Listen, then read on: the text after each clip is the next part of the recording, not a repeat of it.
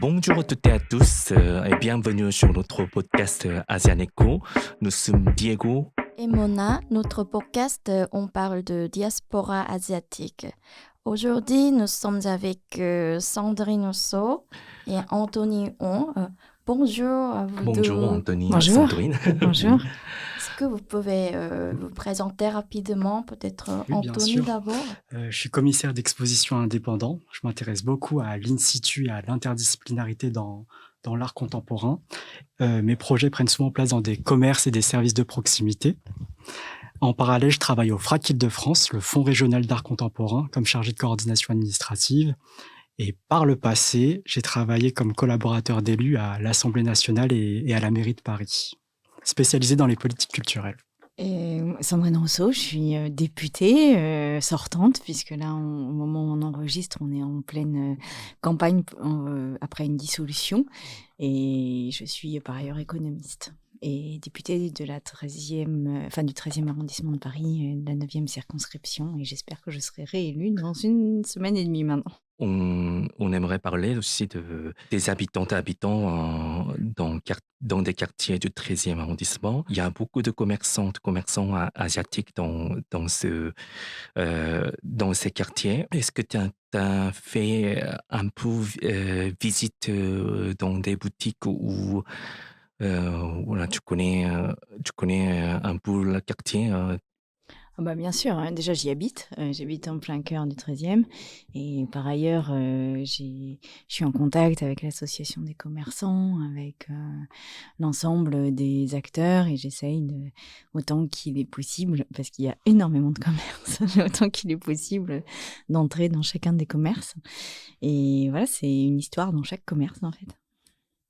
Et selon toi, selon eux, en fait, quelles sont leurs préoccupations, en fait Quand je leur parle, ils sont très, très sensibles à la question de la sécurité. C'est un thème qui revient extrêmement souvent. Ils se sentent en insécurité, notamment d'ailleurs avec des espèces de présupposés autour du fait qu'ils seraient riches, etc. Et puis, ils demandent aussi à ce que ce quartier, qu'ils appellent le Chinatown français ou le quartier chinois, soit un quartier reconnu touristique, avec un label touristique, un peu comme il y en a dans toutes les grandes villes du monde, et que du coup, on puisse ouvrir les commerces toute la semaine, et puis surtout en faire un lieu de visite, de passage, un lieu important dans Paris. Et dans la politique, tu penses que les politiciens, les députés à Paris, ils représentent bien la communauté asiatique? Je pense que la communauté asiatique, elle n'est pas suffisamment représentée en tant que telle. C'est-à-dire qu'il n'y a pas... Il n'y a pas de revendication non plus forte. Et en fait, c'est tout ce qu'on se dit depuis longtemps maintenant sur les personnes d'origine asiatique, c'est de se dire, voilà, elles sont discrètes, elles travaillent. Et puis finalement, du coup, ça ne devient pas un objet politique en soi. Or, moi, quand je suis arrivée dans cette circonscription, j'ai vraiment vu à quel point il y avait un objet politique. Et en fait, c'est même un objet politique que je pense extrêmement important, y compris pour l'histoire, pour se raconter l'histoire française avec des mots justes et en la regardant, avec ses qualités, ses défauts. Et en fait, c'est un sujet qui n'est pas du tout abordé. Et Anthony aussi, tu as des expériences dans la politique. Tu pourrais peut-être nous partager c'était quoi tes enjeux, comment ça s'est passé? Dans l'ensemble, d'une manière générale, ça s'est bien passé, même s'il y a eu des périodes difficiles. Mais j'ai quand même travaillé avec des personnes qui m'ont fait confiance, qui m'ont proposé de travailler avec elles. Et donc, ça aide d'avoir des employeurs qui ont confiance en vous. Et donc, à la mairie de Paris, oui, c'était très, très intéressant. Moi, j'étais spécialisé dans les politiques culturelles et j'ai travaillé pour un groupe politique. Et à l'Assemblée nationale aussi, c'était pour la commission des affaires culturelles. Et oui, c'était accompagner les élus dans leurs travaux sur le terrain et les accompagner du mieux possible. Et il y avait d'autres personnes asiatiques dans tes collègues? Non, il n'y avait pas d'autres personnes asiatiques. Mais dans les couloirs de l'Assemblée, on peut croiser des collaborateurs d'origine asiatique. En fait, que pensez-vous en voyant bah, comme en débat, télévision, des politiciens, il n'y a que des personnes plutôt blancs, il n'y a pas de personnes asiatiques. Est-ce que ça impacte de la certaine manière aux personnes, comment on réfléchit, comment on implique dans la politique? Peut-être Anthony, toi, comme il n'y avait pas d'autres personnes, collègues, personnes asiatiques, tu penses que ça a changé un peu comment tu réagis C'est une question intéressante. Pour répondre à ta question, il y avait une fois à la mairie de Paris, il y avait une réunion avec les directeurs de cabinet et les directrices de cabinet d'un côté et les groupes politiques de l'autre côté. Et c'est vrai que durant la réunion, qui était très très longue, je me suis aperçu que j'étais que j'étais un peu différent, que j'étais le plus jeune et que j'étais la seule personne d'origine asiatique et même de couleur. Et donc c'est là que je me suis rendu compte que c'est vrai qu'il y avait une petite différence. Je critique pas comme ça, mais c'était amusant de voir qu'on pouvait voir une différence dans le reflet des autres, en fait. Et Sandrine, et toi, tu as déjà réfléchi sur ce sujet? J'ai réfléchi beaucoup parce que, évidemment, c'est un sujet qui est très présent dans la circonscription et donc dans les citoyens et citoyennes que je représente. Pour moi, il y a... En fait, il y a un non-sujet autour de la place des personnes d'origine asiatique. Pourquoi Parce que je pense que les stéréotypes, les a priori, les espèces de réflexes de pensée ne sont pas les mêmes que pour d'autres personnes racisées. Et notamment, il y a cette espèce de truc du travail là, que je trouve... Et donc, en fait, c'est comme s'il n'y avait pas de nécessité, en fait, parce que comme les personnes sont intégrées, c'est comme s'il n'y avait pas de nécessité. Et puis, on a vu au moment du Covid, quand même, qu'il y avait quand même ces préjugés qui apparaissaient extrêmement vite. Et moi, je m'interroge aussi pour savoir comment on raconte l'histoire de l'arrivée de la communauté asiatique en France. Parce qu'en fait, aujourd'hui, elle n'est pas racontée. C'est-à-dire, parce que, si vous voulez, on peut raconter la décolonisation, les effets de la décolonisation sur l'arrivée, etc. Mais par exemple, quand on parle de décolonisation, on parle souvent du continent africain, nord-africain et Afrique subsaharienne. On parle assez peu de l'Indochine française et de ce que ça a généré, cette décolonisation. Et en fait, c'est comme si, à chaque fois... c'était pas le même sujet, quoi, qu'ailleurs. Donc, oui, je pense qu'il y a... Et c'est pour ça que moi, j'avais proposé aux personnes de ma circonscription de travailler vraiment sur cette question de la mémoire. Parce que je trouve, en plus, comme les personnes qui sont arrivées, notamment après le génocide, enfin, au moment du génocide de Khmer, commencent à vieillir, en fait, parce que ça commence à être des personnes âgées. Il y a cet enjeu de la mémoire. Parce qu'en fait, c'est des gens qui, comme ils ont été traumatisés, qu'ils ont dû reprendre racine en France très rapidement, ils ont mis en arrière-plan cette mémoire. Mais pareil au Vietnam, pareil dans d'autres pays. Et... en fait, c'est comme si cette mémoire se perdait avec les personnes qui vieillissaient. Et donc, il y a pour moi un enjeu énorme autour de la mémoire. Alors, j'ai vu que... Alors, quand je l'ai proposé, au départ, j'ai senti un peu quelque chose d'un peu bizarre. C'est-à-dire que les gens n'étaient pas complètement fans de l'idée. Et puis, j'ai l'impression que là, en fait, ce sont les enfants de ces migrants-là, ou les petits-enfants, ou de ces réfugiés qui commencent à s'emparer de cette histoire. Donc peut-être qu'il fallait que ça passe aussi par eux-mêmes et par cette appropriation par eux-mêmes et par elles-mêmes, et qu'après on arrivera à faire quelque chose. Par les générations futures, par les générations plus récentes, c'est ça, des par enfants? les Oui. gens qui ont aujourd'hui, Ah, je dirais, entre 20 et 40 ans, qui s'interrogent beaucoup sur l'histoire de leur famille, qui souvent ont des bribes d'histoire, mais pas la totalité, et qui, pour eux, une ou deux générations après, c'est moins traumatique que ça ne l'est pour leurs parents ou leurs grands-parents, de sorte qu'en fait, eux, ils sont prêts à aborder cette histoire. Ce qui était un peu moins vrai, à mon sens, des grands-parents ah oui. qui... en fait, sur les Asiatiques, surtout des Indochinois qui sont partis, qui ont dû quitter leur pays à cause de la répression politique, comme Boat People, en fait, leur récit, leur mémoire, en fait, c'est vrai, en fait, on n'a pas tant accueilli, en fait, leur récit, leur mémoire. En fait, du Mais pas coup, du il tout. n'y a pas vraiment Ah, pas du tout. d'histoire, en fait, connue. Et Mais puis, vous voyez, par exemple, un des oui, trucs qui m'a vraiment frappé, c'est que le Covid a réveillé des traumatismes chez les gens parce que les gens qui ont été enfermés ou torturés ou emprisonnés ou quoi, en fait, le Covid, le période de confinement, a réveillé chez eux des traumas. Et en fait, il y a même pas de psychologues et de psychiatres qui parlent correctement les langues, qui est suffisamment au fait de l'histoire de ces pays et du coup de ces populations, de sorte que ça tombe un peu à côté de la plaque. Donc, il y a comme aussi, comme il n'y a pas eu de soins, il n'y a pas eu de lieu où déposer cette parole de manière safe, de manière sécurisée, et c'est comme si elle restait là. ah oui, safe place, en fait, c'est très important. Également, en fait, il faut donner, en fait, bon, il faut qu'ils aient confiance ou euh, se mettre à l'aise de parler. Ça, en fait, donc l'ambiance est aussi très importante, confidentialité, tout ça.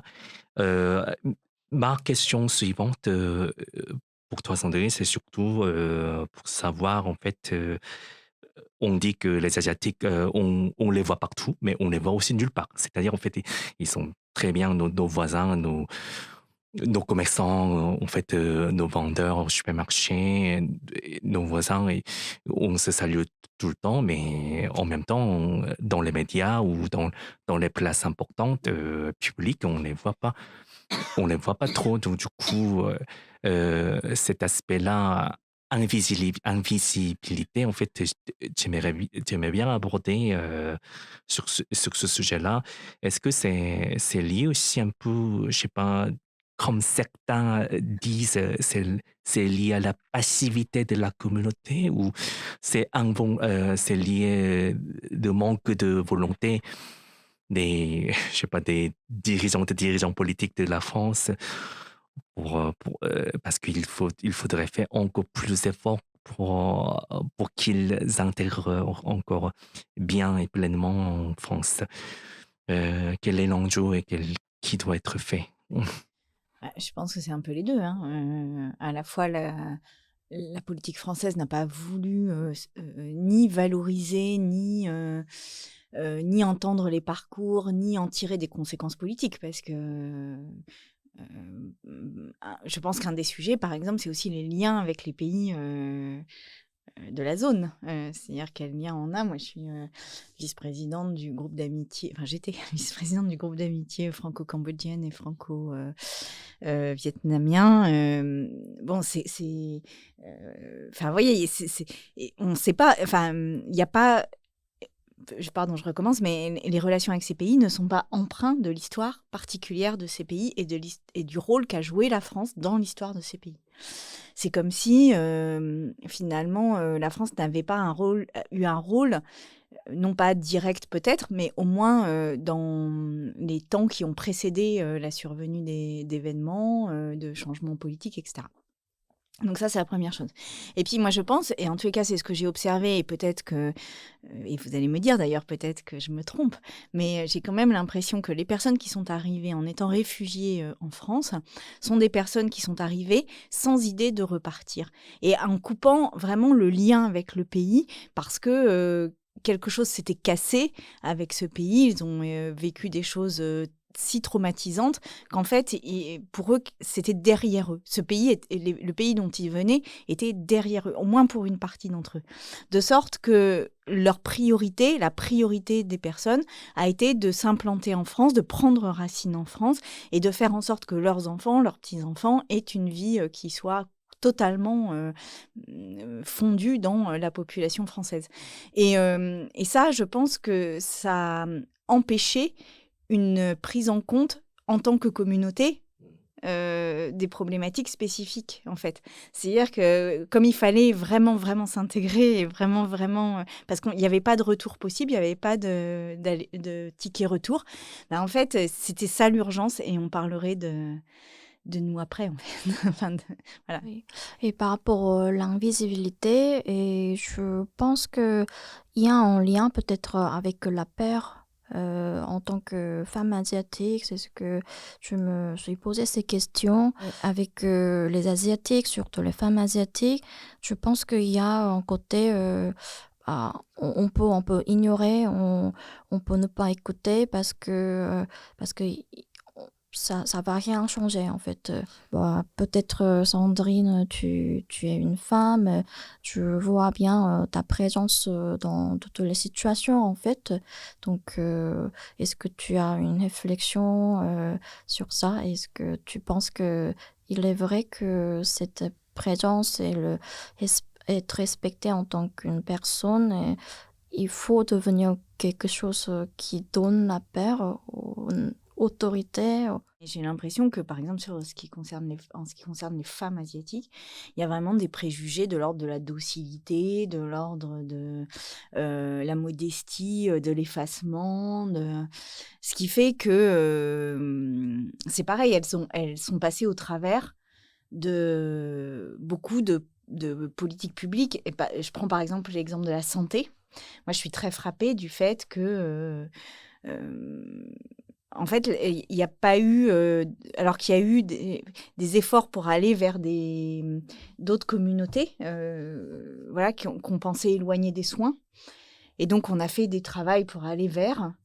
J'ai pas l'impression qu'il y ait eu ce travail-là très fortement. De sorte que maintenant, comme il y a des enfants et des petits-enfants qui sont devenus médecins, il y a quelque chose qui s'organise autour de ça. Mais ça renvoie aussi au fait que c'est une communauté fermée sur elle-même, ce qui fait partie aussi des préjugés qui sont accolés voilà, à ce racisme asiatique. Mais en fait, j'ai surtout le sentiment que cette espèce d'absence de bruit, d'invisibilité, d'absence de bruit, ou de supposée absence de bruit, a été interprétée comme une absence de besoin. C'est clair. Bon, la dernière question pour Sandrine, cette question identitaire, hein, quand même très important, même si la France se voue immigration par modèle un peu assimilation. Bon, on oublie un peu notre racine, on s'intègre déjà en parlant français, s'appropriant de la culture française, tout le monde devient comme ça des citoyens républicains. Je pense que il y a du sens, bon sens là-dessus, mais en fait, quand on pose moindre question sur notre identité, quand on est discriminé, en fait, souvent notre ennemi de champ politique, notamment, il y a aussi des macronistes, mais également l'extrême droite est maintenant prêt aux portes du pouvoir. En fait, donc ça va toucher nous toutes et tous, en fait, de poser moins de questions d'identité, genre ou discrimination, voilà, raciale, LGBTQI. En fait, du coup, tous les domaines sont touchés. Alors, que faire et comment on va mener notre combat et comment on va continuer à se poser question de notre identité. Alors, j'ai été très surprise que là, en discutant avec les commerçants du 13e, que beaucoup vont voter RN. Ouais. Et ils vont voter RN au titre du fait qu'ils demandent la sécurité. Donc, en fait, c'est la sécurité qui est premier. Et j'ai le sentiment qu'ils ne se sentent pas menacés par le Rassemblement national, sur le racisme porté par le Rassemblement national ou la xénophobie. Donc, et j'ai été très surprise de ça parce que je ne m'attendais pas du tout à ça. C'est récent, c'est récent là. Ouais. Et alors, pourquoi je pense que la question de la sécurité est quand même très, très présente parce que moi, j'en entends énormément parler. C'est-à-dire ce vol de sac à l'arraché où on pense qu'il y a des billets à l'intérieur, où il y a du liquide, où il y a tout ça. Voilà, ça reflète les préjugés, mais il y a ce sentiment d'insécurité. Mais j'ai l'impression peut-être aussi que finalement, cette espèce de volonté de se fondre dans la société française va jusque-là, en fait. Peut-être que ça suit une forme de majorité politique. voilà, parce que là, ça va jusque là. Après, il y a aussi des collectifs qui se sont opposés et qui ont appelé à voter Front populaire, hein, notamment le collectif, par exemple, du Dioxyde Vietnam et d'autres qui se sont mobilisés pour dire il faut absolument voter Front populaire. Mais quand on discute avec les gens individuellement, moi, ce que j'entends plutôt, c'est une partie, en tous les cas, est en train de basculer du côté du Rassemblement national. Et je pense que ça participe, en fait, de cette espèce de... On épouse la France d'une certaine manière, on épouse la société française complètement et on va jusqu'à jusqu'où elle va aujourd'hui, quoi. Et moi, ça m'inquiète. Ah, mais ça en dit long sur la situation que la communauté fait face. Puis ça laisse aussi plein de travail à faire, encore plus, vraiment beaucoup de choses à faire. Et voilà, et c'est vraiment à nous de, je sais pas, moi, je pense qu'il faut étudier. déjà comprendre que c'est Oui, une immigration. En fait. oui. Voilà, il faut comprendre que c'est une immigration, que c'est lié à des événements géopolitiques et de politique intérieure qui, quand même, s'ils ne sont pas directement liés à la colonisation, en sont quand même les conséquences directes et indirectes. Et qu'en fait, il y a quelque chose à se réapproprier de cette histoire, à la fois individuellement par les individus eux-mêmes qui l'ont vécu, et les enfants, etc., mais aussi de manière politique. Et ça, j'ai le sentiment que c'est plus compliqué. Et par ailleurs, j'ai aussi le sentiment qu'en parlant d'asiatique, ça efface aussi des spécificités. C'est l'histoire vietnamienne, c'est pas l'histoire thaïlandaise, cambodgienne, c'est pas l'histoire chinoise. Et en fait, quand on dit asiatique, c'est aussi une manière finalement de noyer quelque chose qui peut-être mériterait d'être un peu plus fin, un peu plus marqué selon les pays d'origine, quoi. Il faut donner place, il faut visibilité, puis il faut les écouter, voilà. Puis il faut qu'ils ne se sentent plus délaissés. En tout cas, voilà, comme ça, ils vont... Et l'année prochaine est une année importante, puisque c'est une année anniversaire où il y a un film qui va être présenté, il y a plusieurs éléments. Et donc voilà, on va voir comment on peut lier l'Assemblée nationale à cette année de commémoration. Après, ça dépendra aussi de qui est à l'Assemblée nationale. En majorité, mais on va essayer de faire en sorte qu'il y ait quand même une réflexion politique, surtout que, quand ce qu'on appelle, nous, les boat people, mais qui sont quand même des réfugiés d'un génocide, sont arrivés en France, ils sont arrivés non seulement en un nombre important, en un temps assez court, et finalement, la France a très bien été en capacité d'accepter cela et d'intégrer petit à petit ces personnes à la vie commune française. Et en fait, moi, je m'interroge sur ce qu'on peut aussi en tirer de positif pour donc à la fois une histoire critique de des raisons de ce mouvement, mais aussi comment on peut tirer ce qu'il y a à tirer de cette histoire-là. Et qu'est-ce que ça veut dire ? Parce que moi, quand je suis arrivée, et je termine là-dessus, parce que peut-être je suis un peu longue, mais quand je suis arrivée dans le 13e arrondissement, j'ai été très frappée du fait qu'il y a plein de personnes plutôt âgées qui venaient me voir et qui me disaient à moi, il faut que je vous raconte, un jour, pendant que les Khmers étaient là, j'ai essayé de voler une mangue et j'ai été tapée à coups de bâton, j'en ai perdu le genou. Et en fait, toutes ces histoires-là, mais j'en ai vraiment reçu beaucoup. Et toutes ces histoires-là, au départ, je m'interrogeais pour savoir pourquoi elles me revenaient à moi dans cet arrondissement. Et en fait, je pense que c'était plus facile de me la dire à moi que de la dire à la famille. Et donc, voilà, c'est peut-être que mon rôle là-dedans, c'est de jouer cette espèce de catalyseur, de lien, d'amplificateur, je ne sais pas quel est le terme exact, mais peut-être que ce sera plus facile si ça passe par moi que si ça passe par d'autres. Donc voilà, en tous les cas, moi j'aimerais beaucoup qu'on travaille là-dessus parce que je pense qu'il y a vraiment des choses très intéressantes. C'est très important. À sortir. Merci Sandrine. Avant de partir, tu peux laisser un mot pour nos lecteurs ou nos écouteurs. Oui, juste peut-être pour rebondir un peu sur ce que vous avez dit, Sandrine Rousseau, et je trouve ça très beau, ce que vous dites. Il y a plein de sujets sur lesquels je suis vraiment d'accord avec vous. quand vous parlez d'histoire plurielle du continent asiatique, moi, mon père, il a fui le Cambodge dans les années 70 pour fuir la guerre civile.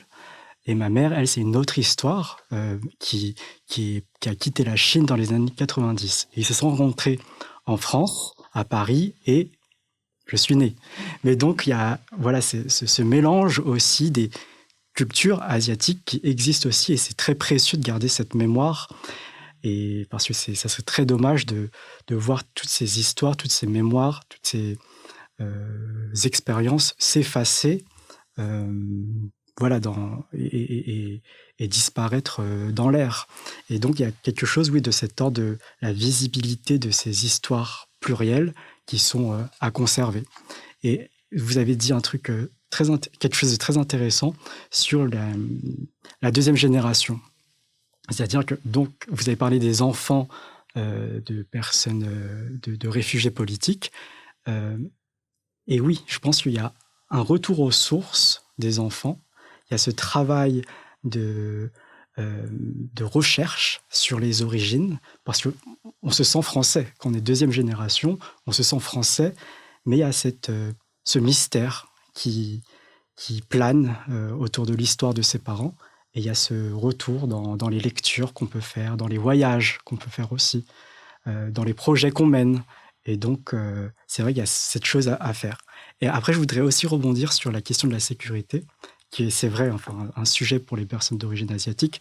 Et en plus, on se souvient en 2016, je crois, ou 2015, la mort de monsieur Zhang Shaolin, le couturier chinois, qui s'est fait agresser.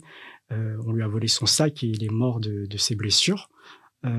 Et là, toute la communauté asiatique s'est levée, et au-delà, s'est levée pour dénoncer ce crime. Et même en 2020, à La Courneuve, il y avait eu des patrouilles de personnes asiatiques qui s'étaient formées pour accompagner des personnes seules, pour les raccompagner à la maison. Donc, c'est vrai que la question de la sécurité, on le voit dans les enquêtes, on entend ça dans les discussions, c'est prégnant, c'est très présent.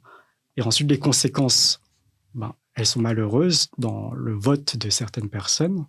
Donc, il faudrait trouver des réponses, et ça s'accompagne aussi de mesures, je pense, d'éducation, de lutte contre les préjugés, les discriminations, dans la prise de plainte facilitée.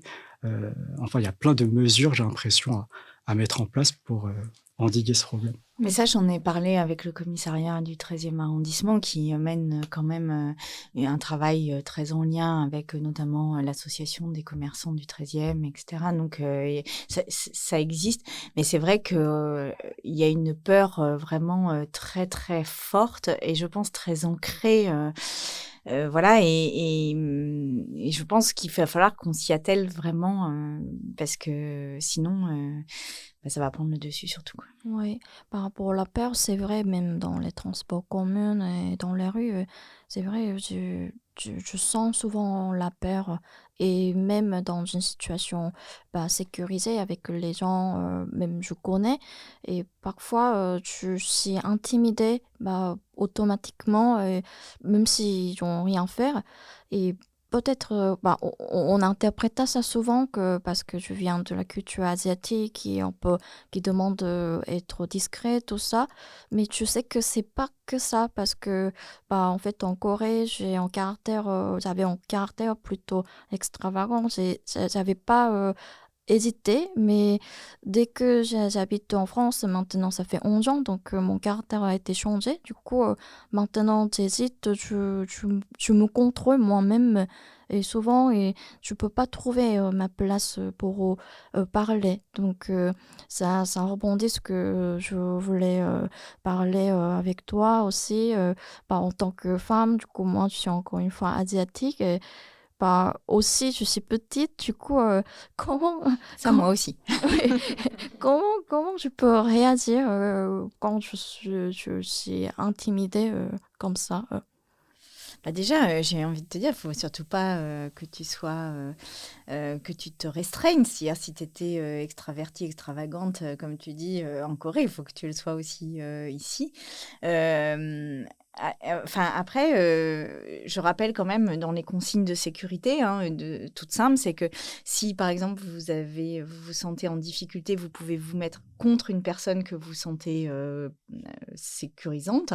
Et puis, si vous commencez à être attaqué, plutôt que de dire à l'aide, il faut dire, par exemple, Anthony, est-ce que vous pourriez m'aider? Ou Monsieur à la chemise rouge, est-ce que vous pouvez m'aider? Parce que si vous désignez une personne, alors la personne réagira beaucoup plus facilement.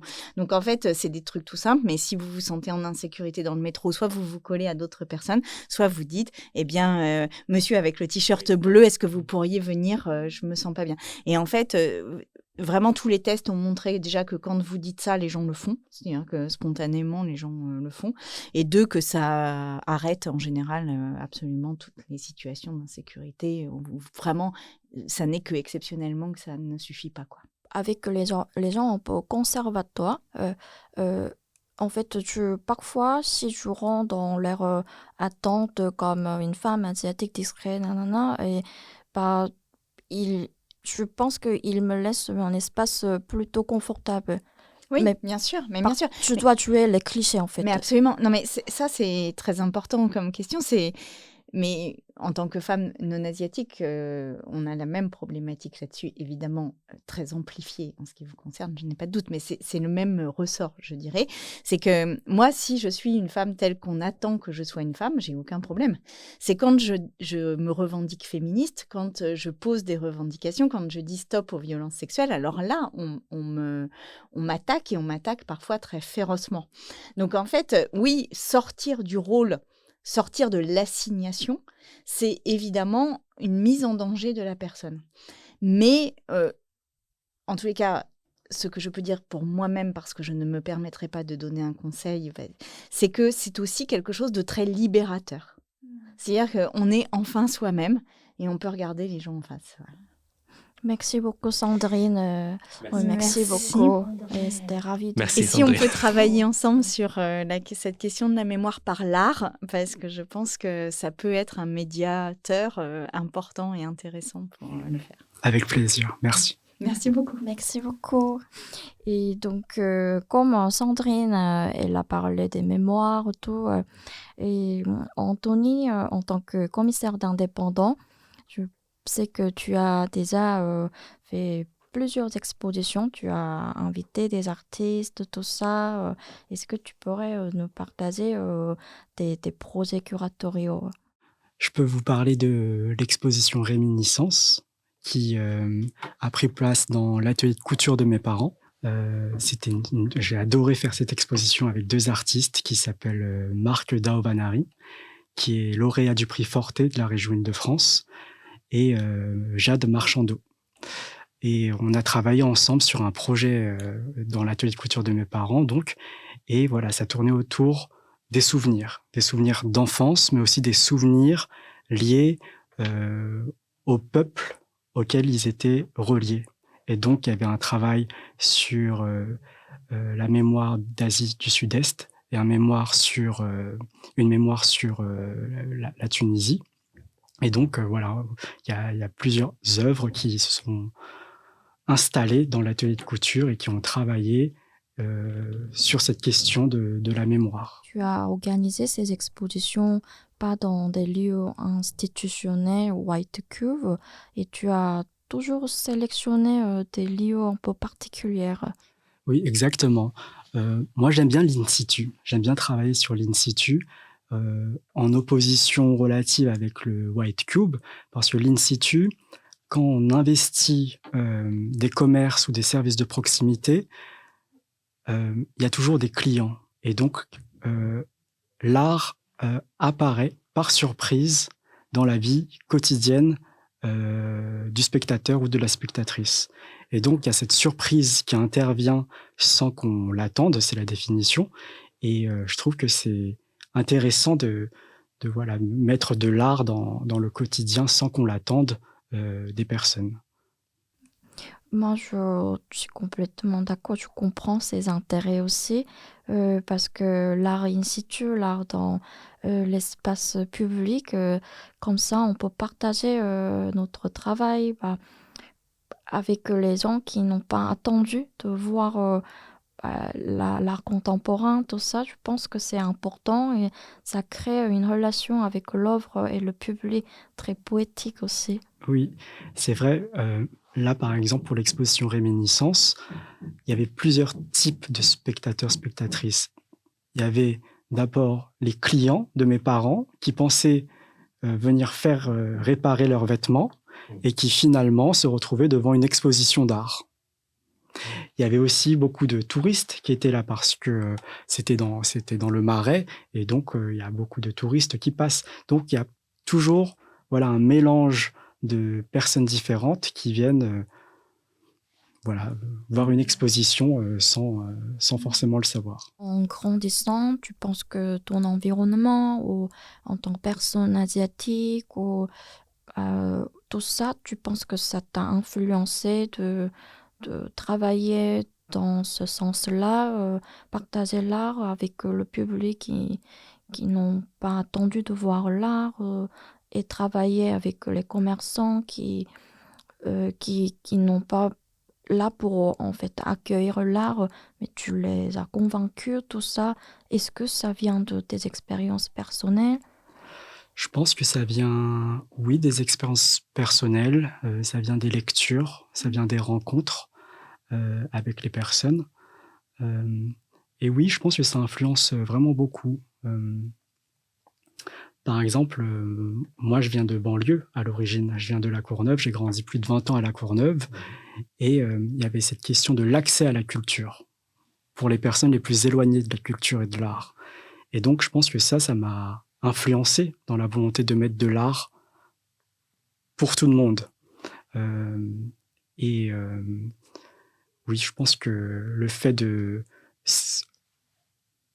les origines sociales, les lectures, les expériences diverses et variées influencent les actions et les projets qu'on veut mener. Comme tu travailles dans le domaine d'art, en fait, on dit souvent que, et c'est vrai, quand je travaille avec Mona, j'ai vu aussi, il y a vraiment plein d'artistes étrangers, d'origine étrangère, en fait, par exemple à Paris, qui vit à Paris, et en fait, ils sont dans les organisations comme curateurs, curatrices, critiques, personnels du musée. Puis bon, la question en fait, c'est surtout savoir, il y a beaucoup d'artistes d'origine étrangère, mais est-ce que autant de personnes d'origine différentes, aussi dans plutôt la direction de l'organisation des expos comme curatrice, curateur ou personnel du musée ou centre d'art, qu'est-ce que tu as comme impression? Tu fais bien de parler d'impression, parce qu'en fait, les statistiques ethniques, c'est interdit en France, sauf dans des cas très spécifiques pour des études, à des fins scientifiques, des choses comme ça. Donc, c'est vraiment une impression. Et donc, ça n'empêche pas de voir la réalité, de sentir les choses. Et donc, et je pense que ça dépend. Est-ce qu'on est dans le marché de l'art, d'un côté, ou est-ce qu'on est dans les institutions culturelles de l'autre? Dans le marché de l'art, comme c'est un marché économique, il y a de l'offre, la demande, il y a forcément une adéquation avec ce qui fonctionne. Donc, on voit que l'art africain et l'art chinois, ça fonctionne. Et donc, les galeries, par exemple, peuvent mettre en place des procédés de recrutement en sollicitant des personnes qui parlent la langue. Et donc là, on pourrait voir de la diversité parce que le marché s'adapte à la demande. Après, dans le côté institutionnel, le marché de l'art, c'est très international. Et donc, il y a beaucoup de commissaires, de curateurs étrangers qui sont invités en France. Donc ça, on le voit. Après, des personnes qui se sont établies en France ou qui sont nées en France, là, c'est une autre question. C'est une autre question. Et ça dépend si on est du côté de la création ou du côté des fonctions support. Est-ce qu'on est dans l'administration, dans la production, ou est-ce qu'on est curateur ou critique, par exemple. Donc, ça dépend. Il y a beaucoup de questions et Ah oui, les il me réponses, semble. ça dépend. En fait, il y a vraiment, c'est une question de la logique de marché. Est-ce que ça fait de l'argent ça, et donc un peu capitalisme. Et également aussi, en fait, il s'agit aussi de la manière dont des œuvres d'un artiste donné pourraient être perçues. On peut aussi parler de l'exotisme de chaque œuvre des artistes d'origine différente, parce que tu as bien parlé des gens venant de l'Afrique. En fait, bah, souvent, en fait, ces œuvres sont perçues très, voilà, on adore parce que c'est différent de notre culture. En fait, il y a cet exotisme, orientalisme, en fait, dont il faudrait aussi parler. Oui. Non, je pense que tu as tout à fait raison. Le risque, parce qu'il peut y avoir un risque de l'exotisme. Et le risque, c'est si on est dans une vision ou une perspective orientaliste de l'art. Pour reprendre l'idée d'Edward Said, qui a écrit l'orientalisme. Et donc, parce que pour lui, l'Orient, c'est une création de l'Occident. C'est le contraire, c'est le double de l'Occident. Et donc, c'est une création, c'est un fantasme exotique. Et donc, s'il y a des projets d'art contemporain qui sont menés sans s'intéresser à l'artiste, sans s'intéresser à son travail, mais juste à ses origines, là, ça pose question. Là, on peut tomber dans le piège de l'exotisme. Tout à fait.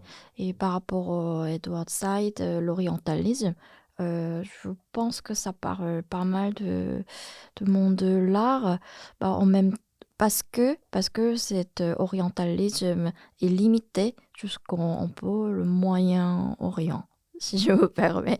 Et je pense pas ces livres-là touchent jusqu'à, enfin, comme Corée, la Chine, le Japon. Et je vois ça donc bah, dans l'art contemporain, en tout cas en Europe, en France, bah, il y a des œuvres, des artistes, on peut présenter leur œuvre, et même si c'est pas l'intention de l'artiste, non plus l'intention de commissaire, parfois le public un peu bah, consomme leur travail en tant que l'œuvre un peu exotique, mais ça reste jusqu'à un peu Moyen-Orient.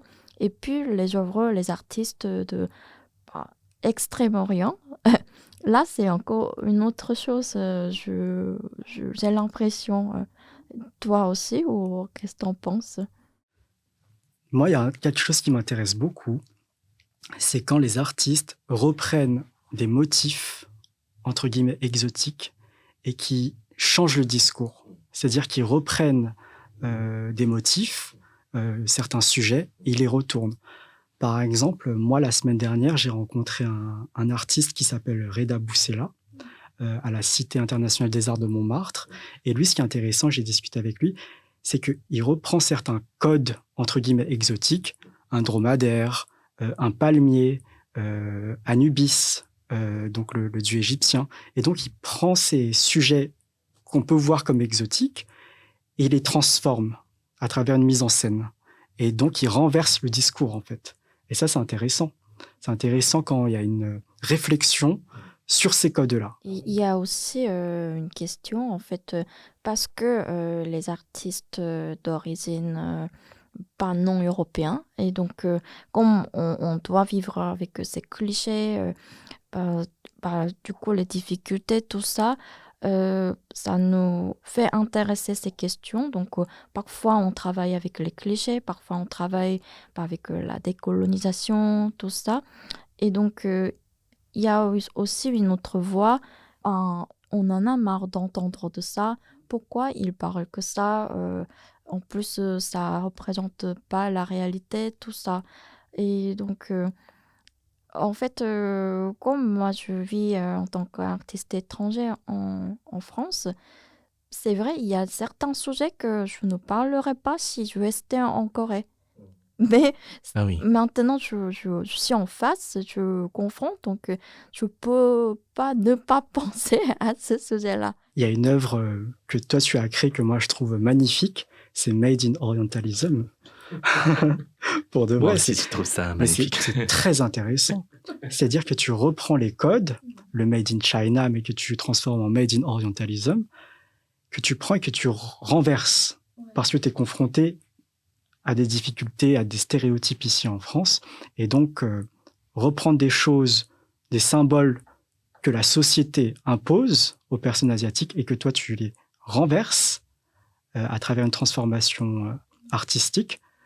Moi, je trouve ça très bien. Je trouve ça très bien. Avec ce projet, j'ai deux choses, je dois dire. Première, en fait, ce travail-là n'a pas eu de succès du tout avec les Français. En fait, ils voient pas l'enjeu de travail. En fait, donc, il faut que je parle un peu le racisme contre les gens asiatiques, mais déjà, bah, ça génère leur réponse automatique. Bah, en fait, on aime les Asiatiques. Donc, en fait, ça avance pas cette discussion. Et deuxième, avec mes amis coréens ou mes amis bah, asiatiques qui vivent en Asie, et pour eux aussi, bah, bah, pourquoi tu dis ça? En fait, qu'est-ce que tu veux dire? Il y a d'autres travails, je dis, je m'appelle Niao et j'ai expliqué à mes amis coréens, ça veut dire quoi? Parce qu'ils ne comprennent pas donc, le français. Donc, oh, bah, je m'appelle Niao et il dit que pourquoi tu dis ça? Il voit que je me mets un peu, je fais une blague en fait. Mm. Mm. Mais oui, c'est la question du contexte, la question de la réalité sociale, de la réalité sociale dans laquelle l'artiste crée. Et c'est vrai que le sens de l'œuvre d'art est influencé par ce contexte, par cette réalité. Et donc, c'est vrai que si on la voit dans un autre pays, cette œuvre, on peut se poser des questions. Mais pourquoi Mona, elle dit ça? Pourquoi elle a créé cette œuvre? Je ne comprends pas. Donc, c'est vrai qu'il y a cette question du contexte et en même temps, ça doit, je pense, être accompagné d'un travail de médiation parce que l'art contemporain, enfin, il y a beaucoup de références qui sont cachées et parfois, il faut aussi laisser l'œuvre s'exprimer et en même temps, il faut donner quelques petites clés pour permettre aux gens de se saisir de l'œuvre d'art. Mais c'est vrai que ça dépend beaucoup du contexte. Donc, parfois, le travail, bah, ça enrichit la discussion. Donc, ça peut ouvrir une discussion sur le sujet qu'on n'a pas encore pensé, le racisme contre les gens asiatiques. Pourquoi j'ai dû parler de ça? Et donc, c'est très positif. À côté, je pense, parce que ces jours-ci, je réfléchis pas mal à la vie de l'œuvre d'art. Mais en fait, et aussi, bah, en fait, je parle beaucoup je pense beaucoup le doomsday. Quand est-ce qu'on va tous mourir? Bah, en fait, du coup, dans 500 ans, dans 1000 ans, je me demande, est-ce que je suis un peu obsédée sur un sujet un peu tout petit? Est-ce que je devrais pas parler quelque chose très grand qui part bah, dans 1000 ans ou n'importe où, quelque chose beaucoup plus général, l'univers, bah, je sais pas. Tu devrais vraiment Ouais. suivre ton intuition, faire ce que tu aimes, c'est important. Oui, oui. Et puis, et ça, c'est une leçon qu'il faut tirer de l'histoire. C'est-à-dire que avec les impressionnistes, tout le monde détestait. Personne n'aimait à l'époque. On disait que c'était n'importe quoi. Et l'histoire, finalement, les a retenus. Tandis que les autres artistes à l'époque qui traitaient de sujets appréciés par le public, là, sont oubliés. Donc, t'inquiète pas, Mona. L'histoire, on retiendra tes œuvres et suis ton intuition.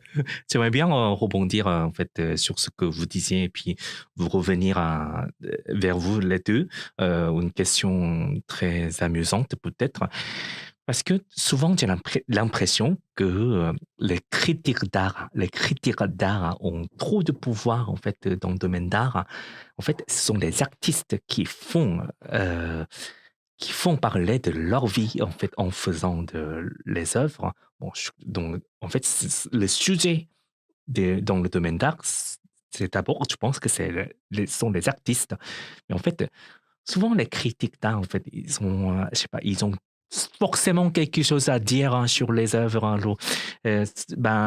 s'il y a un terrible critique, en fait, un peu orientaliste, ou je sais pas, un blanc, raciste, ils disent n'importe quoi par exemple, sur des œuvres de Bonnat. Et puis, des journalistes mal censés, vraiment, ils parlent n'importe quoi sur des œuvres de Bonnat. En fait, ça pourrait être très agaçant et ça crée des ennuis, vraiment. Donc, est-ce que vous avez déjà rencontré des gens comme ça, des critiques d'art un peu, c'est pas malveillants, mais un peu, peut-être bonne intention, mais totalement, en fait, taré, quoi. En Oui, fait, oui. j'ai pas rencontré beaucoup de critiques d'art, mais c'est vrai, il y a beaucoup pas beaucoup, mais il y a pas mal d'articles sur mon travail parce que j'ai fait un travail en pourcent et c'est- tu faisais en fait en rôle un peu exotique. J'ai participé à l'inauguration d'un nouveau marché, les Halles. Et ma photo était un peu partout dans des journaux parce que c'était un projet politique de l'ancien maire de Montpellier, Philippe Sauret. Et moi, j'étais dans les photos avec lui. Donc, voilà. En fait, c'était les journalistes, ils n'étaient pas les critiques d'art. Donc, ils ont parlé, c'est vrai, des choses qui n'en sont pas vraies. Et moi, j'avais jamais dit. Mais c'était pas non plus quelque chose de très profond. En fait, ils voudraient décrire un article plutôt un peu pas fait divers, mais par rapport le fait que en tout cas, une artiste, l'ancienne étudiante Beaux-Arts de Montpellier, participe au projet de réaménagement de Est-ce que tu avais territoire. l'impression avoir été réduite, peut-être je sais pas, une sorte de, ouais, juste, voilà, je suis là pour accompagner le maire en du maire, en fait, je suis pas là en tant qu'artiste, vraiment, je parle pas vrai. Il s'agit pas vraiment de mon projet personnel, mais je suis vraiment, voilà, accompagnante je sais pas, ce monde un peu. T'avais pas l'impression à peu près ça ou? En fait, moi,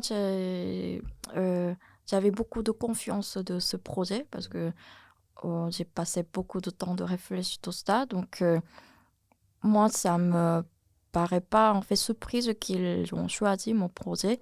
Donc, je sentais pas que j'étais comme un accessoire choisir par une, une- pour une politique pour faire la pub. Mais par contre, je sentais que c'était un peu Blackpink parce que beaucoup de gens ont Mmh. pris photo de moi, Ah oui? pas forcément ce que j'ai fait. Et D'accord. c'était important de prendre photo Oui. de ce que j'ai fait avec moi, en fait.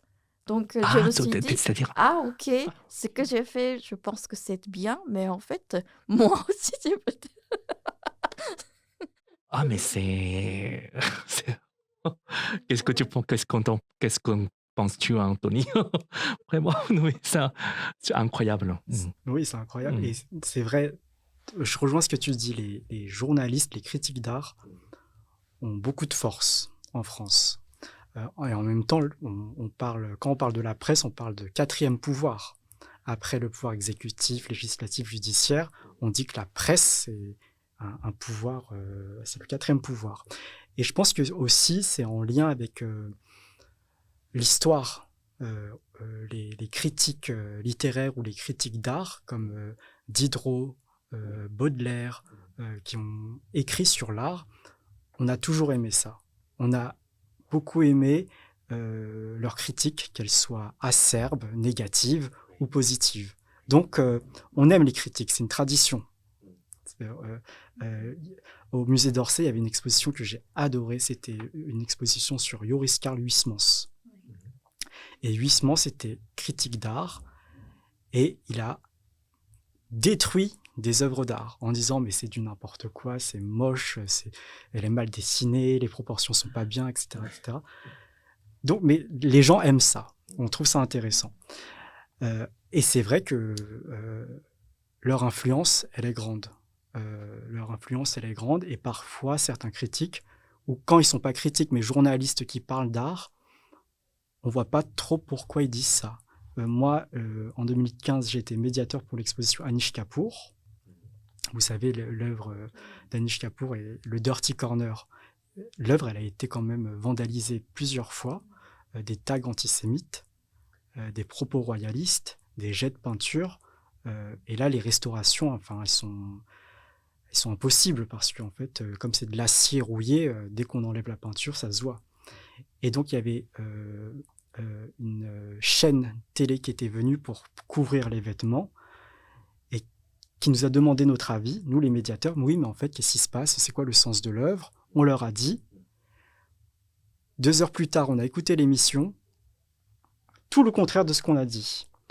Donc en fait, les gens qui parlent d'art, les médias qui parlent de l'art, souvent, et tu as raison, c'est d'un point de vue personnel, c'est d'un point de vue, c'est leur ressenti, sans analyser l'œuvre, sans écouter les professionnels qui sont sur le terrain.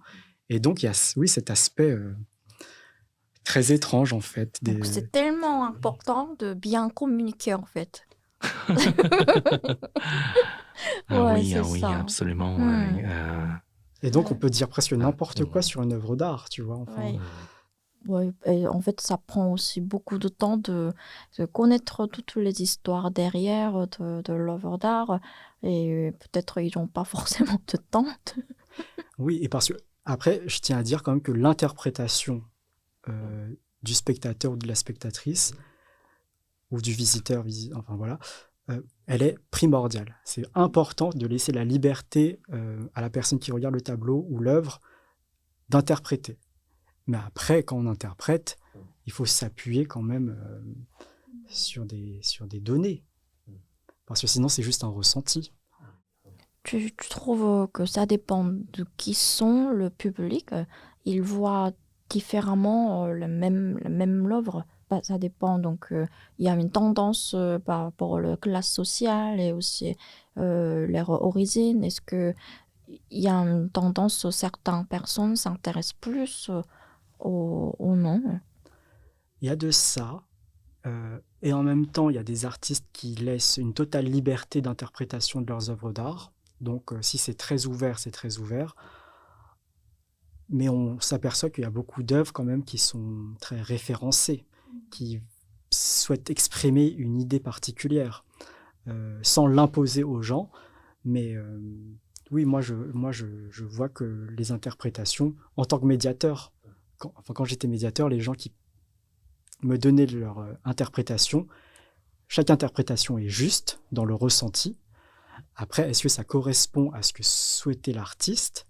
Parfois oui et parfois non. Et donc, et ça dépend, comme tu l'as dit, du background, du parcours des gens, de leur lecture, de leur expérience, de leur rencontre, de tout ça, ça dépend.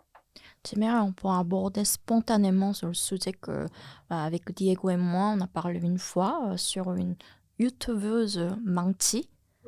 Je sais pas, tu connais. Oui, en fait, il y a une youtubeuse Manti. Elle est, comment dire, elle vit aux États-Unis, mais elle est une personne d'origine coréenne.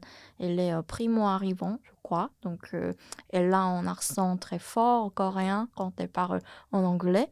Et elle fait une chaîne pour partager ses recettes, comment on peut cuisiner les plats coréens. Et ce qui est très, en fait, pédagogique parce qu'elle amène la caméra au Kmart, au supermarché asiatique pour montrer que, alors du coup, qu'est-ce qu'on doit vraiment acheter pour cuisiner de ça? Donc, je vois, il y a beaucoup de fans sur ces chaînes et Manti. Et en même temps, elle garde complètement sa authenticité. Et son anglais est très bien, mais en tout cas, on sent très fort son accent et la manière de parler. Peut-être c'est pas la manière de parler comme les gens native English speaker. Mais elle a beaucoup de succès avec aussi un sujet que elle, elle parle en fait son origine et sa culture. Donc, je je me demande, est-ce que ça peut arriver et peut rester en tant qu'une personne très authentique qui garde sa culture parce qu'elle traite un sujet comme la cuisine ou les gens qui veulent avoir cette authenticité, ce umami, ou Ah oui, ouais. ouais, ça peut passer un peu partout. Oui, c'était tout aussi. Bah, Ouais, oui, hein, parce que Manchi, elle est très, ouais, elle délivre en tout cas des messages, en tout cas qui le contenu de son YouTube, c'est la recette de ses mets. En fait, les gens adorent parce que, comme tu dis, Mona, elle garde l'authenticité. Si elle parle pas avec un accent coréen, je ne sais pas si ça aura même effet. En fait, je me demande aussi ça. Bah, du coup, est-ce que en tout cas, en tant que personne d'origine pas de ce pays-là, est-ce qu'on est destiné toujours un peu pas exagérer, mais en tout cas, montrer en tout cas notre authenticité pour réussir? Ou est-ce qu'on peut, je sais pas, en fait, ça me fait réfléchir. En fait, ou ça autant, doit être le oui, contraire, par ça doit être exemple. contré, quoi. Parce Ouais, que, oui. en fait, Hmm. on va manger des plats un peu exotiques. On- En fait, je crois il y a une attente.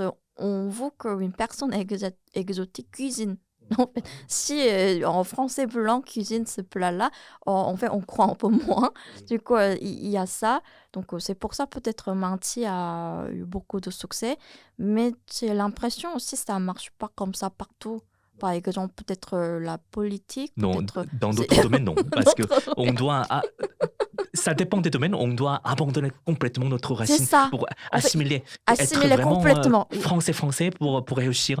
Vraiment, Ouais, voilà, assez incroyable. Qu'est-ce que tu penses, Anthony? Oh, c'est difficile comme Oui, question. oui.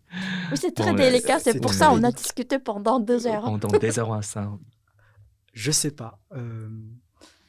Oui, est-ce qu'une personne d'origine asiatique doit accentuer certaines caractéristiques pour réussir ou tout mettre de côté pour réussir? Ouais. Bah, stratégiquement.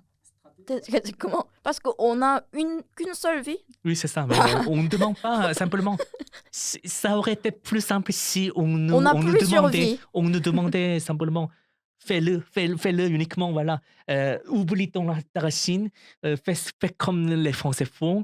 Mais c'est pas tout à fait ça non plus. Mais voilà, ils nous disent également être toi-même, fais la cuisine de ton pays, voilà. On a adoré la recette d'une femme asiatique, voilà. C'est C'est ça, ouais. assez honnête de leur part, en fait. Hmm, En tout cas, c'est incroyable, en fait. Je ne sais pas quel rythme ouais. on doit tuer. Bah, je pense qu'il faut rester soi. Il faut vraiment rester soi et être libre en fait. Comme on est primo-arrivant, donc si on reste en soi, bah, c'est vrai, il y a pas mal de blocages en fait. Ah oui, on ne peut Donc pas. on, C'est ça. on doit quand même choisir en côté. Est-ce qu'on veut vraiment s'assimiler? On peut oublier notre côté de coréen ou on doit peut-être accentuer et on met ça tout en avant. C'est quoi par exemple? Par exemple, aussi la langue. Est-ce que, par exemple, il faut trouver une formation pour améliorer les L'accent. accents? L'accent. Elle parle Ah, parfaitement. Et aussi les habits, parce que il y a les manières de s'habiller. Est-ce qu'on doit s'adapter? Et la manière de manger et ce qu'on commande dans des restaurants aussi. Et, en fait, il y a plein de choses comme ça. Chaque fois, on est devant un choix. Parce que parfois, comme on a dit d'autres épisodes, il y a certains ne nous laissent pas boire du thé pendant qu'on mange parce qu'on ne comprend pas. Donc, on pose la question. Donc, est-ce que je dois assumer et tu continues ça ou on doit essayer plutôt la manière française ou européenne. Comme ça, les gens oublient qu'on est différente. Ou on doit dire que on est différent, donc respecte comme je suis. Parce que, rester en soi, c'est très bien. En fait, ça doit être en slogan du monde, mais c'est difficile, en fait, de rester en soi. Et- Parlant de l'accent, en fait, moi, je n'ai pas vraiment. Je pense que il faudrait. Bon, c'est pas vraiment question de langue, en fait. Garder son accent, c'est pas choix, en fait. C'est naturel, tout naturel. C'est idiot de dire que, voilà, ton accent, il faudrait que tu, tu répares ton accent pour être français. Je pense que c'est idiot. Et bon, en fait, ce que tu voulais reprocher, en fait, certains gens, en fait, quand, par exemple, quand on parle, quand on téléphone, souvent on se téléphone entre Mona et moi, en fait, dans un lieu public, en fait, en France, bon, dans un lieu public comme dans un bus, en fait, c'est pas tout à fait silencieux, en fait, tout le monde parle, en fait, du coup, on est aussi libre de parler en téléphone. Dès qu'on parle dans une langue asiatique comme coréen, en fait, les gens nous regardent un peu différemment, un peu, parfois des regards de travers. C'est quoi cette langue que je comprends pas, un peu, je sais pas, bruyant. Si c'était, par exemple, l'italien ou l'anglais, voilà, tu l'aurais aimé, ou tu m'en ficherais, mais c'est une langue un peu, voilà, extraterrestre, voilà, qui nous dérange, quoi. Arrêtez de parler cette langue. C'est un peu. J'ai reçu pas mal de. Ils disent pas ça ouvertement, mais un peu regard de travers ça. T'as ressenti ça. Oui, oui, vraiment. Bon, là aussi, non. Bah ouais, Oui, tellement, oui. parce On que a. déjà, la langue, en fait, peut-être la langue qu'on ne comprend pas, la langue étrangère, peut être considérée une langue plus bruyante, j'ai l'impression, ou plus pas, pas polie de dire à côté, ou en tout cas, c'est du bruit, c'est pas une conversation. Donc, il faut arrêter. Je crois qu'il y a un peu ça. Oui, j'ai l'impression qu'ils amènent ça dans le domaine de la politesse. Donc, on a eu même plusieurs expériences d'avoir coupé d'avoir coupé la conversation téléphonique en coréen, puisqu'on pensait que, je sais pas, peut-être c'était pas code culturel ici. On était même obligé d'arrêter la conversation en coréen. C'était dans le métro ou Dans le c'était où? métro, dans le RER, dans le bus, dans un taxi, en tout cas par Même n'importe dans oui, des grands oui, magasins, grand ou... magasin, voilà. Ouais. euh, Tellement des gens, autant de gens nous regardaient de travers, en fait.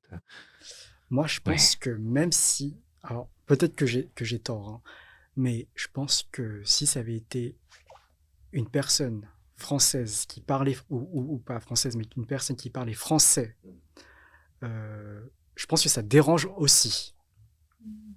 Ah oui, ah oui, Oui, ça, peu importe la langue, en oui. fait.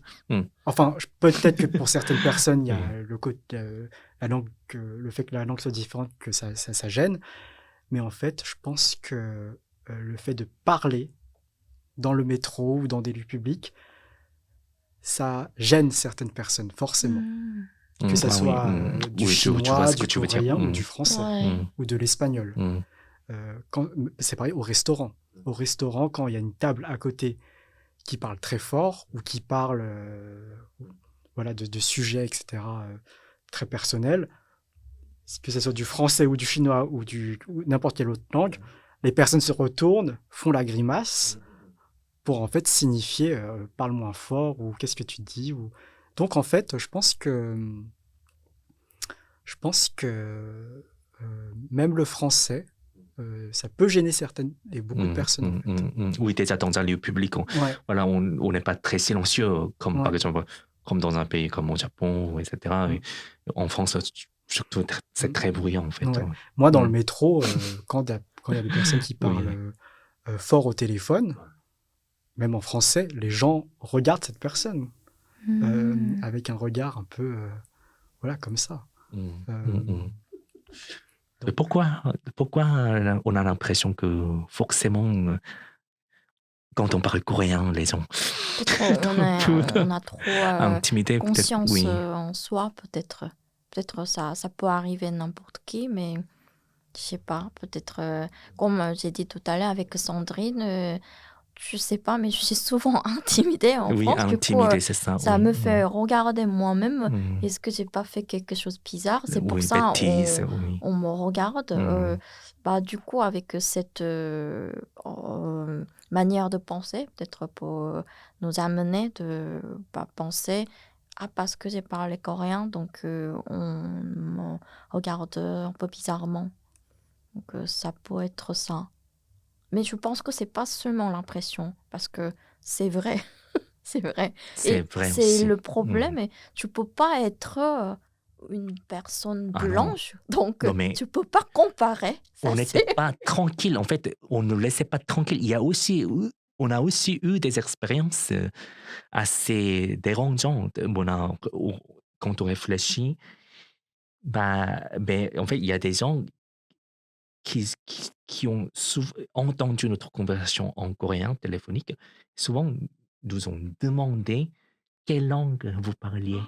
Puis, ah, mais ça sonne joli, mais ils ont coupé notre conversation complètement, puis de manière très intrusive, en fait.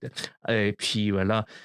Ah, tu me demandais si c'était du thaï ou du japonais, du mongol. Ah, c'était du coréen. Ah ouais, mais j'adore. Bibimbap, machin. Oh, Puis, quel ils ne nous laissaient culot! pas du tout tranquille, hein, en fait. Ah oui, hein, du coup, c'est ça aussi. À cause de ça, on ne Il y a deux pouvait pas parler côtés, oui. tranquillement en coréen. Oui, donc Laisse-nous. Oui. ça rejoint encore la question de Manchi, parce que est-ce qu'on doit ne pas parler du tout le coréen et parler juste le français, et en tout cas Avec un bon accent. Bon accent. avec un très bon accent, ou en tout cas sur Oui. les cours de français pour ne pas ressortir, ou sinon on met en avant que en fait ma langue maternelle très belle, tu peux parler comme ça. 안녕하세요. Et tu mets, tu intègres le mot coréen, ou tu mets ça en avant pour accentuer en fait mon origine. Il y a deux côtés, et aussi ça peut peut-être amener à une autre question de ce podcast aussi. Il y a un côté pour les Asiatiques, du coup, c'est pas seulement pour les Asiatiques, personnes d'origine étrangère. On attend un peu un rôle de clown aussi. Comme on pense beaucoup des clichés, tout ça, du coup, on aimerait entendre leurs histoires, on aimerait voir est-ce que vous faites vraiment comme ça. En fait, on cherche un peu des éléments euh, pour le divertissement presque. Et Cologne, voilà. clown, ouais. Est-ce que tu as cette impression, parce que je pense que comme tu es deuxième génération, le rapport, ce qu'on en parlait, peut-être tu vois pas de la même manière. Je pense que ça dépend des personnes. Ça dépend de plein de choses, de plein de facteurs. Ça dépend de l'âge aussi. Peut-être que plus jeune, on me demandait de faire le clown, de faire des poses de kung-fu, de faire des poses d'arts martiaux, enfin des choses un peu comme ça. Un peu... enfin, Jackie Chan, voilà, Ouais. des choses comme ça. Gangnam Style, même. Gangnam Bon, Style. en tant que Coréen, on entend tout le temps faire. Apprends-nous là, le danse, Oui, oui, le oui, danse des chevaux, parce que je sais que vous les Coréens, vous maîtrisez ça parfaitement. C'est du racisme ordinaire, c'est pire racisme ordinaire qu'on a trouvé en France, en fait. Oui, Oui. ça Oui. aussi. Est-ce qu'il y a l'ascenseur en Corée? En fait, c'est une question un peu bizarre, mais aussi, en lançant ce genre de questions, il veut savoir comment on vient de loin, comment le pays asiatique Corée est différent que la France. Il veut écouter cette histoire exotique. Donc, quand on raconte notre expérience qui est complètement différente que la France, déjà, je comprends que ça peut être intéressant parce que c'est différent, mais il y a un côté que, bah, comme ça, on donne des éléments que les gens qui trouvent intéressants, et puis, comme ça, peut-être la relation pour continuer aussi. Ah oui, ils insistent beaucoup. Ils insistent beaucoup sur la différence entre. Oui, alors que ça devrait, quand on souhaite parler de ses origines, ça devrait venir de la personne concernée. Ça ne devrait pas venir de l'extérieur. C'est si on se sent suffisamment en confiance pour parler à la personne de son histoire, de pourquoi on est parti, de pourquoi on est là, etc. Ça doit partir de la liberté de la personne qui témoigne. Ça ne doit pas être demandé par quelqu'un, parce que là, ça s'immisce vraiment dans la vie privée. Et ça, c'est pas très élégant, enfin pas très civique, enfin c'est pas naturel en fait. Ouais, avec du coup ces expériences nous marquent autant. Donc, en travaillant, en discutant, on peut ne pas arrêter de refléter ce qu'on vit. Donc, en tant qu'artiste, mais en tant qu'une personne générale, par exemple, Diego et moi, on parle que ça, on parle beaucoup de ça, pas avec entre nous, mais avec d'autres personnes. Et dans l'art, pareil. Et en tant que commissaire d'exposition, je crois qu'il y a peut-être des sujets que tu aimerais parler plus que les autres personnes ou un sujet que tu peux aborder plus profondément parce que tu es en tant que telle personne. Est-ce qu'il y a quelques expériences comme ça? Tu mets beaucoup dans tes projets curatoriaux ou qui t'a amené de imaginer ces thématiques, tout. C'est une question difficile. C'est une question difficile et ça rejoint la question de Diego tout à l'heure sur les critiques d'art. Tout à l'heure, Diego, tu disais que les critiques d'art avaient parlé beaucoup d'eux-mêmes. Et il ne faut pas, en fait, que les critiques et les commissaires d'exposition parlent d'eux-mêmes.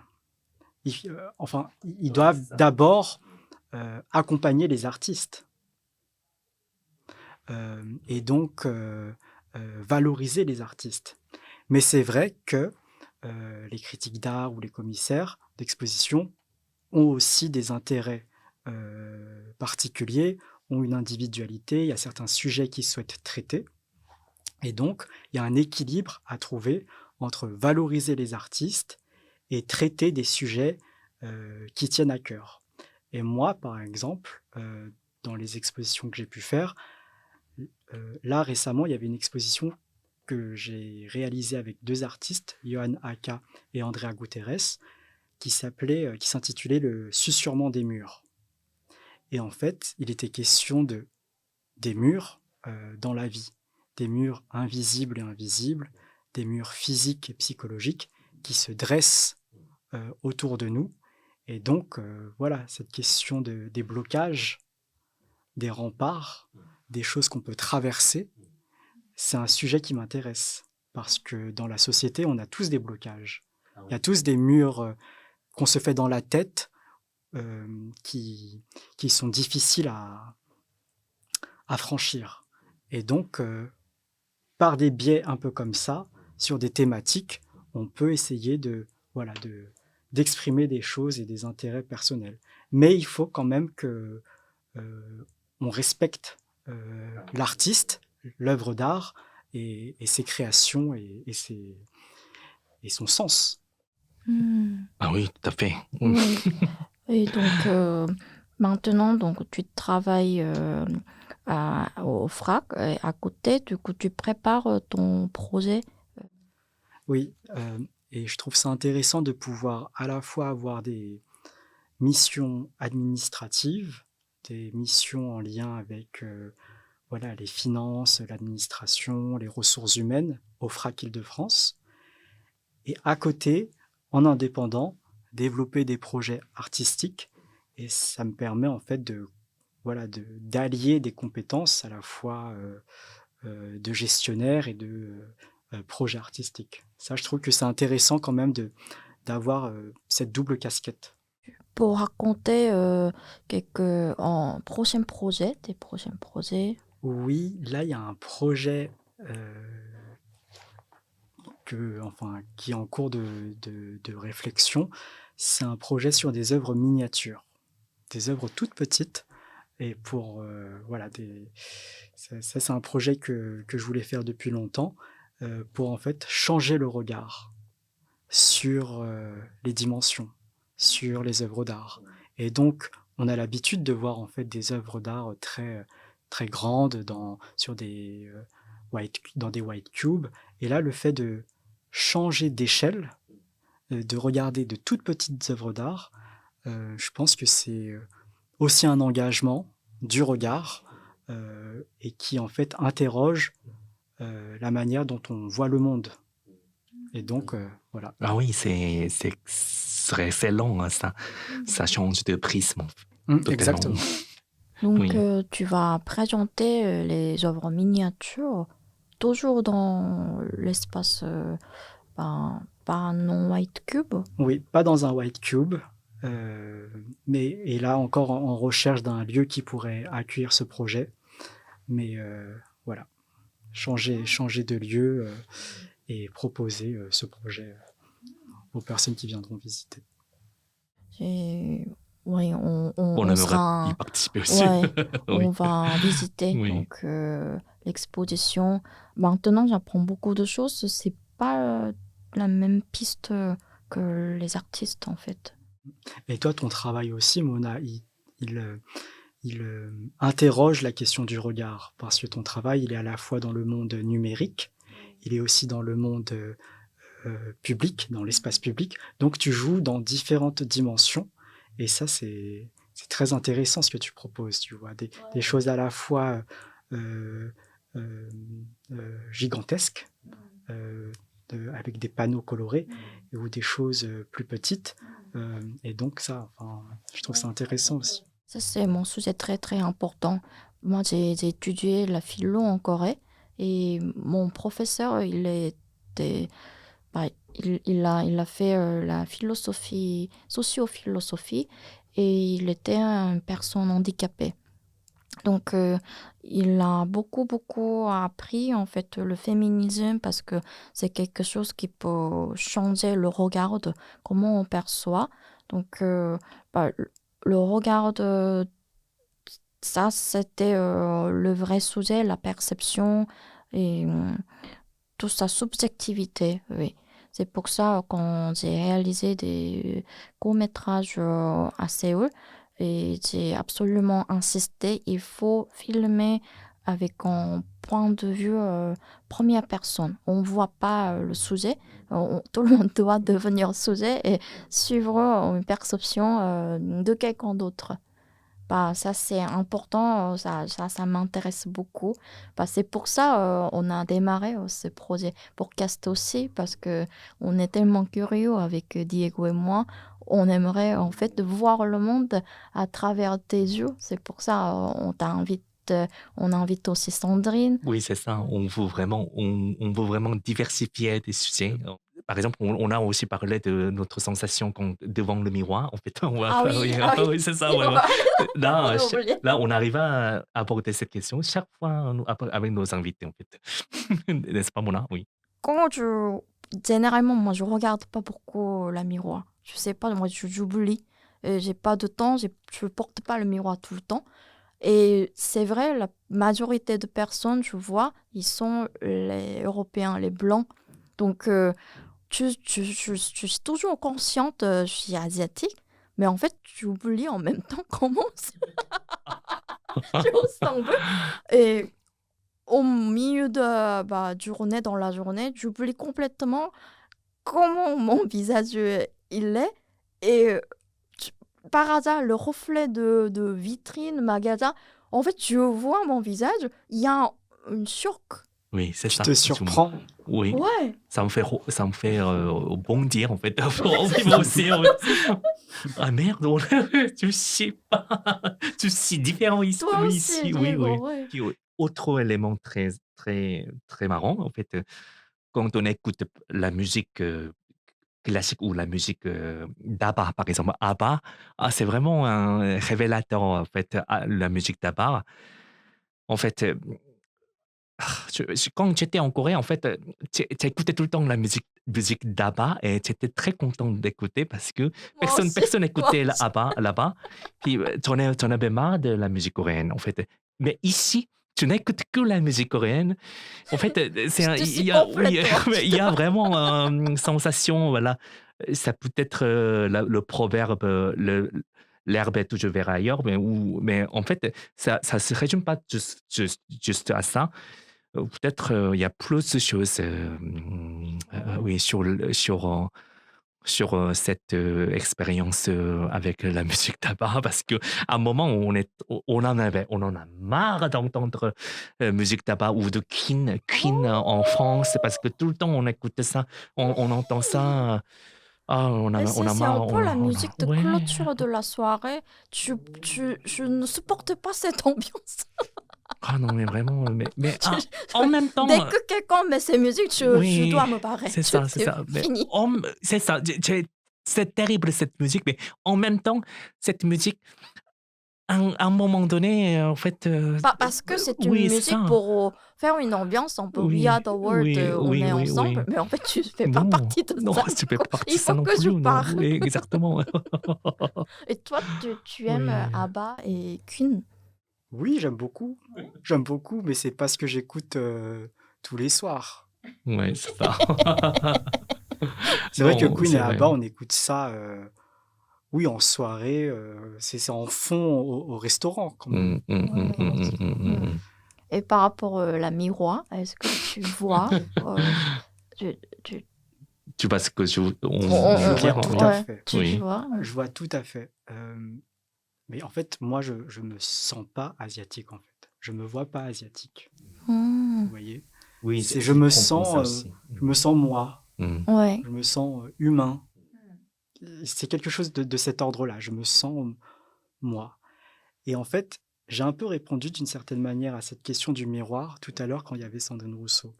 Quand je disais que c'était entouré de personnes différentes de moi que j'ai pris conscience de ma différence.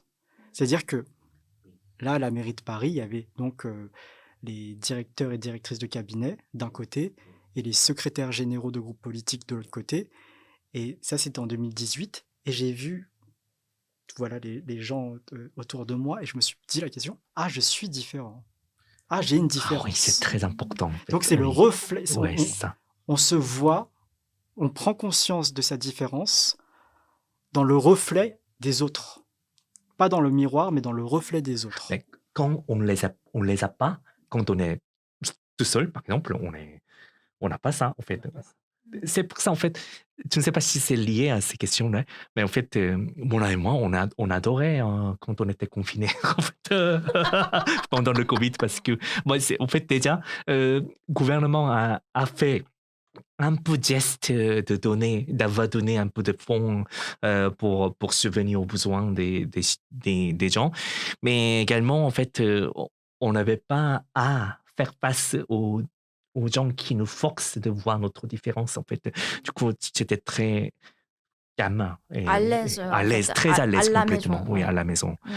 Ouais. Et comme blague, on se dit, en fait, est-ce qu'on ira un deuxième, troisième confinement très strict comme ça ou vraiment On va profiter oui, à fond. Le moment, encore Covid, être oui, seul, oui, éviter tous les contacts sociaux. oui, ça. C'est un peu triste. C'est mais stressant parce que c'est- c'est tellement stressant de notre quotidien de vivre, vous voyez, vivre en fait en tant que être différent. Je pense que c'est très bien que tu sens toi-même en tant qu'humain. J'espère qu'un jour je sentirai la même chose. Ouais, c'est un peu compliqué pour moi en ce moment. Ouais, je pense que j'ai senti peut-être. Est-ce qu'on a senti comme ça quand on était en Corée? En Corée, c'était plutôt une appartenance à un groupe social minoritaire ou LGBT que, donc voilà, en tant que ça, j'étais un peu, je me sentais différent. Donc c'est pas même, en tout cas, c'est pas même catégorie en fait. Et en fait, quand on parlait avec Sandrine, on a parlé de l'insécurité. En fait, la perception de Mona est très liée à ça, je crois. Et quand elle n'arrive pas, en tout cas comme toi, en tout cas, de se voir en fait en tant que personne, pas en tant qu'asiatique, mais la question de sécurité, c'est très importante. En fait, ça nous permet en tout cas d'être à l'aise partout. Pour clôturer, du coup, peut-être on pose une question marrante. Si vous savez, si on sait que on va renaître encore une fois une personne asiatique, on ne sait pas le sexe, quel pays vous choisirez? On ne peut pas choisir le milieu social, on ne peut pas choisir. Mais D'accord. on sait qu'on va renaître une personne asiatique, femme ou homme ou non-binaire. D'accord. Indépendamment d'autres facteurs Ouais, sociaux. ouais, Oui, ouais. donc. Toi, Anthony, t'as une idée avant moi? On peut choisir n'importe quel pays. N'importe quel pays. Déjà, je pense que pas France. Moi, je ne choisirais pas Pas France. France, mais déjà, je vais aller peut-être, je sais pas, peut-être un pays comme Bhoutan. Bhoutan, ça me rend un peu curieux, en fait, mais pas côté orientaliste, mais en fait, je sais pas. Déjà, je serais majoritaire, en fait, ethniquement. Puis, il y a aussi question de hostilité. Non, pas hostilité, hospitalité, en fait, quand on accueille des touristes, en fait, en tant que pays hôte, je sais pas, peut-être un rapport de force pourrait être différent. Malheureusement, j'ai pas eu autant cette expérience quand j'habitais en Corée. En fait, j'avais pas beaucoup eu touristes ou des étrangers tout court. En fait, c'est très important, en fait, d'avoir cette expérience. Moi, je choisirais, je pense que Canada. Tiens, un peu penser à ce Canada aussi. Parce Oui. que, en fait, ce projet Asian Eco, tout ça, ça a été invité première fois en espace autogéré par les artistes, la Central Gallery Powers à Montréal. Et j'ai découvert, en fait, eux, ils ne voient pas l'art de la même manière. Aussi, le sujet être asiatique, c'est quelque chose. C'est pas, on peut ignorer. Et pour ça, donc, je pourrais choisir un pays comme Bhoutan ou je pourrais rechoisir, je ne rechoisirais pas la Corée, mais en tout cas, je peux choisir un pays majorité de personnes asiatiques. Mais quand même, j'adore de voir et croiser les gens d'origine différente. Mais je voudrais être, bah, je voudrais pas avoir trop de conscience de mon origine et je voudrais être un peu libre et en même temps, je voudrais assumer mon identité, pas tout ça. Donc, Oui. Est-ce que je ouais. peux changer de pays aussi? Oui, tu peux Je rentre changer. au Canada, alors. Après, Je vous nous, on est... rejoins. Je vais au Canada avec vous. Ah ouais, Oui. c'est très bien. Donc, la prochaine vie, on va se retrouver au Canada. Et merci beaucoup d'être avec nous aujourd'hui. Anthony, merci. Et puis, voilà, nos échanges vraiment nous a Ouais. encore fait grandir encore plus. Tu vois, oui. Oui. Donc, Oui. à très bientôt. À très Merci vite. Mona, merci À bientôt. Diego. Et à bientôt, tout le monde. Merci d'avoir écouté ce podcast. Au revoir.